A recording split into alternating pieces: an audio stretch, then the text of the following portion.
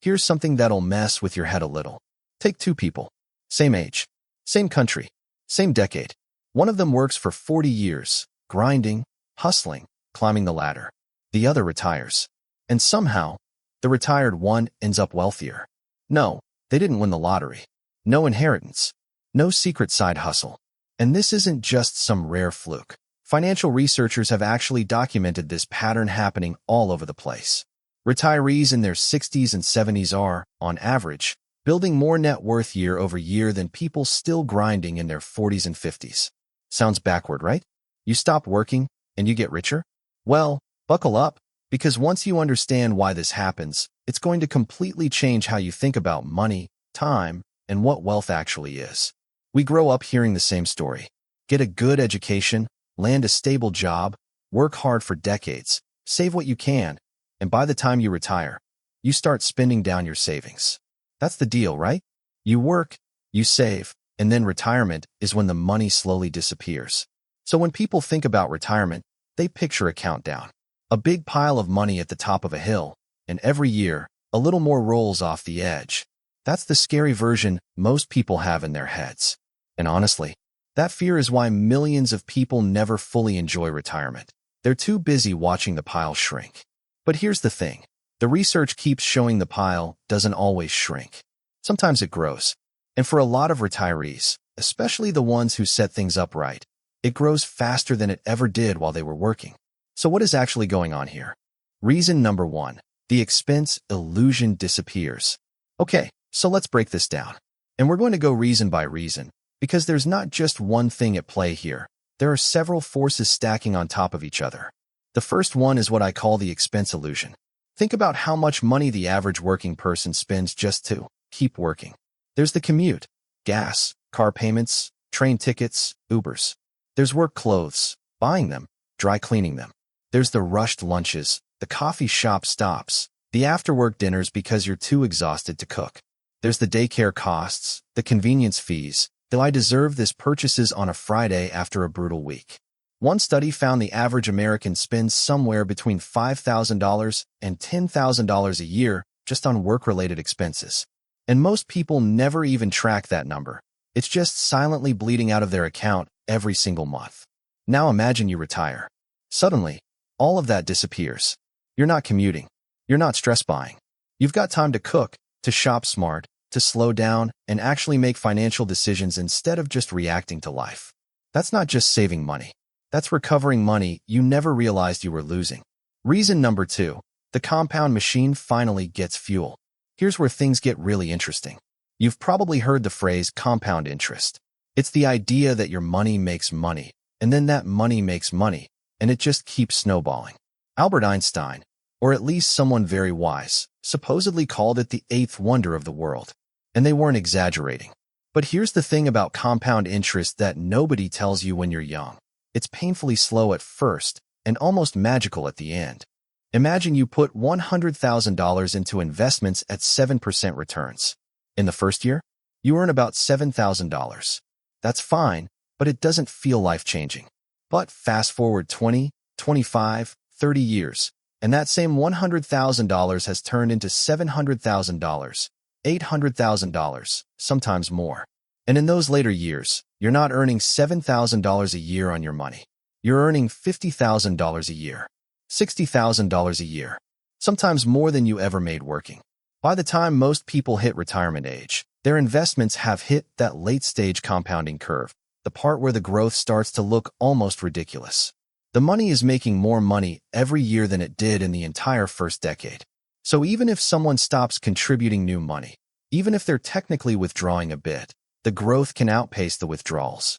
The machine just keeps running. Reason number three, debt finally goes to zero.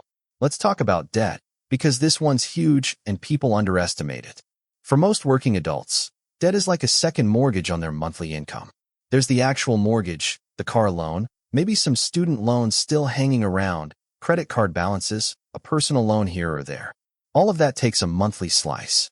And every slice means less money building wealth. But by the time many people reach retirement, especially if they've been intentional about it, the mortgage is paid off. The car is paid off. The credit cards are clear. The kids are grown and out of the house. and what used to be $3,000 or $4,000 a month going toward debt and dependence. That money is now free. It can be redirected, reinvested, or simply allowed to accumulate. Think of it like finally cutting a chain you've been dragging for 30 years. You don't run faster. You just suddenly realize how slow the chain was making you. Reason number 4, Social Security and pension income kicks in. Here's one that trips people up because they think of Social Security as this small, barely their monthly check that doesn't really move the needle. But combine it with a paid-off home, no debt, lower monthly expenses, and whatever investment income is rolling in, and suddenly that Social Security check is not supplementing your income. It is your income, and everything else is gravy. For people who also have a pension, teachers, government workers, some union employees, they have guaranteed income for life on top of everything else. No market risk, no volatility, just a check every single month until they're gone. When you stack guaranteed income on top of low expenses on top of compounding investments, you get a weird math problem where money is flowing in faster than it's flowing out, even without a job. Now here's where we get into the really juicy part, because all of this math only works if the psychology is right. And this is where most people trip up. Not the math, the mindset. When you're working, your relationship with money is usually what I'd call reactive. You earn, you spend, you react to emergencies, you treat yourself when you're stressed, you make financial decisions when you're tired and distracted and trying to do 17 other things at once. Psychologists call this ego depletion, the idea that your ability to make good decisions actually wears down over the course of a stressful day. By the time you're home from work, you're running on empty. And when willpower is low, spending is high. Retirement, for many people, removes that cycle. There's less daily stress. There's more time to be intentional. There's less pressure to reward yourself for surviving another grinding week. But there's an even deeper psychology at play. It's called the scarcity mindset shift.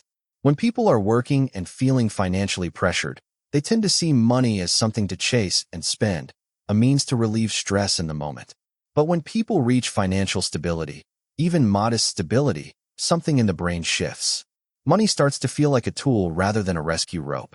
And people who use money as a tool, they almost always accumulate more of it. There's also something fascinating that behavioral economists discovered, which they call the wealth paradox of reduced lifestyle inflation. See, when you're working and your income goes up, say you get a raise or a bonus, there's this powerful pull to upgrade your life. Nicer car, bigger house, fancier vacations. It's called lifestyle inflation, and it's almost automatic for most people. But in retirement, that pull disappears. You're not getting raises. There's no new level to ascend to professionally.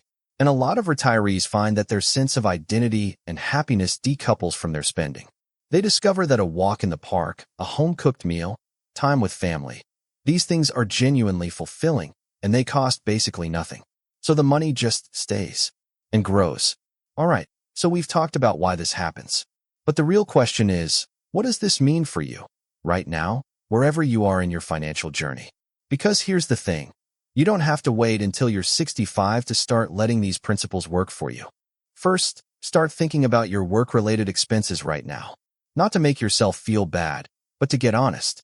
Add up what you actually spend just to keep showing up to work. What could you cut? What could you automate differently? Second, let compound interest work early, even if it's small amounts right now. The difference between starting at 25 versus starting at 35 is not just 10 years of contributions. It's potentially hundreds of thousands of dollars in compounded returns by retirement. Starting late is better than not starting, but starting early is way better than starting late. Third, attack debt with a strategy, not just with guilt. Because every dollar that leaves your life in interest payments is a dollar that will never compound for you. Kill the high-interest stuff first. Get the mortgage down. The freedom you feel when debt is gone isn't just emotional. It's financial oxygen. Fourth, and this is probably the most underrated one, start working on your money mindset now. The retirees who get richer in retirement aren't the ones who suddenly got smart at age 65. They're the ones who slowly, over decades, shifted from a scarcity mindset to an abundance mindset. From spending to survive to investing to thrive. That shift doesn't happen overnight, but it can start today. It starts with how you talk about money, how you think about future you, and whether you see saving as punishment or as paying yourself first. And finally, take Social Security and guaranteed income seriously in your planning. A lot of younger people brush it off because retirement feels so far away. But understanding how that income stream works, when to claim it, how to maximize it, that knowledge compounds too. The earlier you understand the system, the better you can position yourself inside it. So let's circle back to where we started. Two people, same age. One keeps grinding, one retires, and the retired one gets richer. Now you know why. It's not luck. It's not magic. It's the removal of friction, the expenses, the debt, the stress, the reactive spending. And it's the amplification of everything that was quietly building in the background for decades. The compounding, the guaranteed income, the mindset shift. Retirement, done right, is not when wealth ends. It's when wealth finally stops being hidden.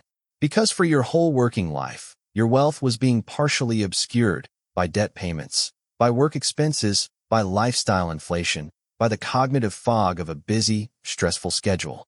Retirement removes all of that noise. And what's left underneath? The real number, the one you actually built. And here's the thought I want to leave you with. The best time to start building that number was 20 years ago. The second best time is right now, today, with whatever you have.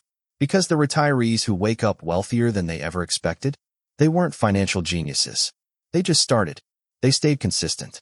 And they let time do what time does best. If you found this video helpful, make sure you subscribe, because every week we break down money, psychology, and wealth in ways that actually make sense for real life. And hey, drop a comment below. Tell me, what's the one money habit you're going to build starting this week? Let's talk about it. I'll catch you in the next one.